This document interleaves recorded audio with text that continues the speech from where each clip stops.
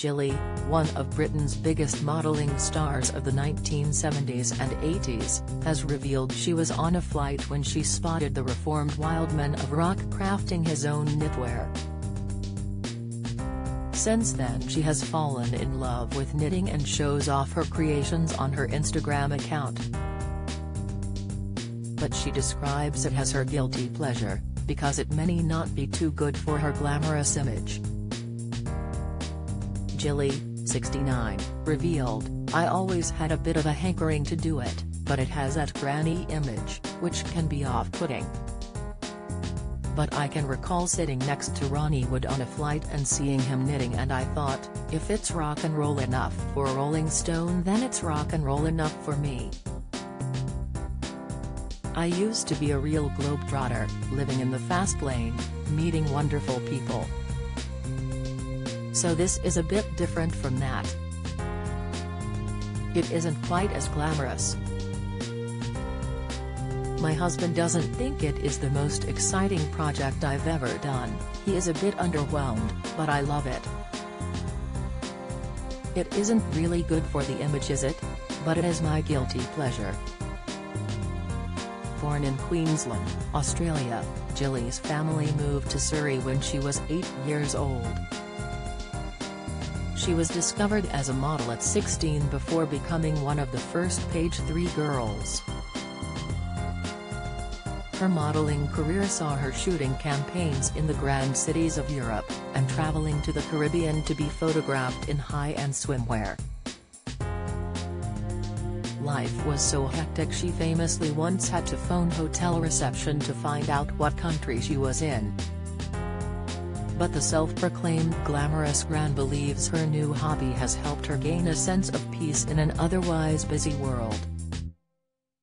Explaining that she took it up during the chaos of lockdown, she says, "I find it is a very good way to wind down and shut off. It is a real serenity thing. It is very good for a little bit of zen. I'm not very disciplined sitting down and meditating, so this is my way."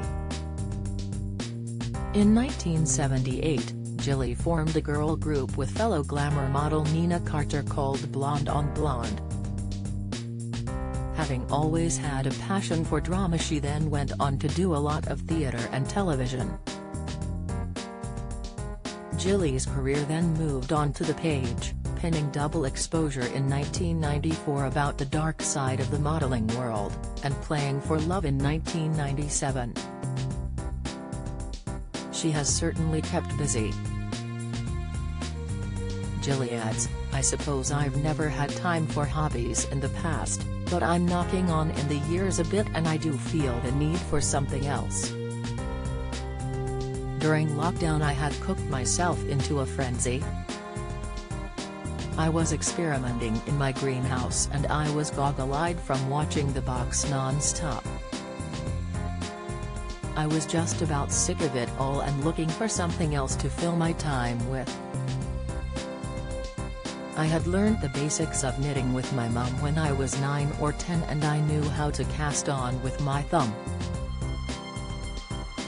Then I was looking around at knitting fashion and I loved that kind of uneven, irregular, imperfect style, and I thought I can do that. So I knitted 2 large squares and 2 oblongs and joined them up into a jumper.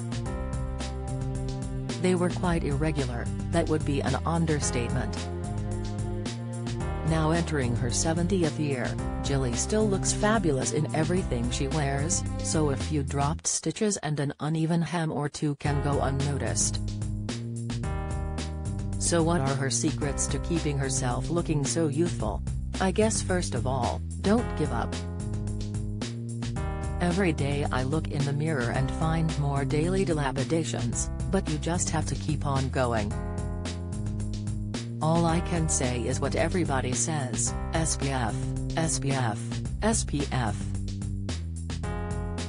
Using sunscreen whether it is summer or winter, rain or shine, is so important. Absolutely vital. Plus, always remember to moisturize and drink lots of water.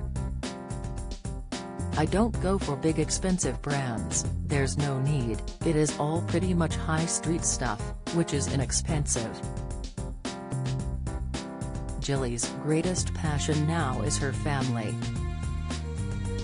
She has one daughter, Lucy, from her first marriage to businessman Brian Johnson, and 3 grandchildren, Grace, Ted, and Gabriel. In 2002 she married Ashley Brolin, CEO of Ashley Wild Group, which has specialized in interiors for 6 decades, bringing her grandchild total to 14. Life in leafy Hertfordshire with her 2 Great Danes could be described as boring, she says. But Jilly gave up much of her globetrotting to become a full-time grandmother and help her daughter when they were little. But despite this closeness, they do find some of her knitting creations a little questionable. I knitted some gifts for my daughter and granddaughter and they said oh lovely, but I wasn't convinced, she laughs. I thought my granddaughter would love it because they have that disheveled hippie chic look, and were off the shoulder in a stylish way. They haven't been very enthusiastic, but I'm working on it, it is an ongoing project. I'll soon learn not to drop stitches and avoid the knobbly bits. I am thoroughly enjoying it. And recalling her modeling heyday once more, she says, back then no 2 days were ever the same, it really was life in the fast lane. So it is extraordinary to see me knitting, but there you go.